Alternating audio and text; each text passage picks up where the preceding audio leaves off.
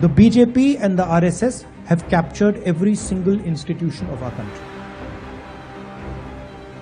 We are now fighting the BJP, the RSS and the Indian state itself. So there you heard it about fighting the Indian state. It seems Congress MP Rahul Gandhi does not fail to generate controversy with every comment that he makes. Now, this comment about fighting the Indian state has ignited a heated debate across the nation. Have you ever thought what it means, what could be the ulterior motive, and what does this really mean for India's unity and its secular fabric? This isn't the first time Rahul Gandhi's comments have stirred the pot. For over 2 decades, his statements have been dismissed by many as naive. But this time, his choice of words appears calculated, a deliberate challenge rather than a careless remark. Now, critics argue that Gandhi's rhetoric aligns disturbingly with the language of Maoist ideology, raising questions about whether this is part of a calculated provocation. As a parliamentarian, such statements undermine the integrity of the constitutional position he holds. Now, Rahul Gandhi has a history of questioning India's unity.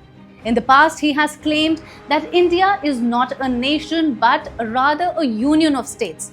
Now, this perspective challenges the foundational principles of nationalism and casts doubt on his beliefs in the idea of a unified India. When Gandhi declares a fight against the Indian state, he indirectly targets the symbols of nation's unity, its flag, anthem, and constitution.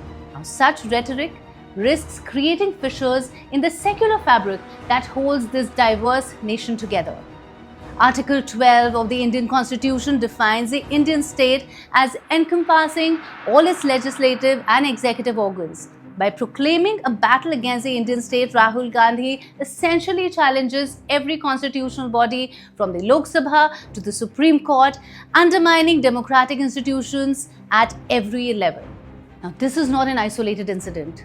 Gandhi's public tearing of a cabinet proposal during the UPA regime and his controversial engagements with foreign entities have only deepened suspicions about his motives. Meetings with Chinese officials during sensitive periods and interactions with anti-India voices further raise red flags. Rahul Gandhi's actions suggest a pattern of aligning with entities that question India's sovereignty.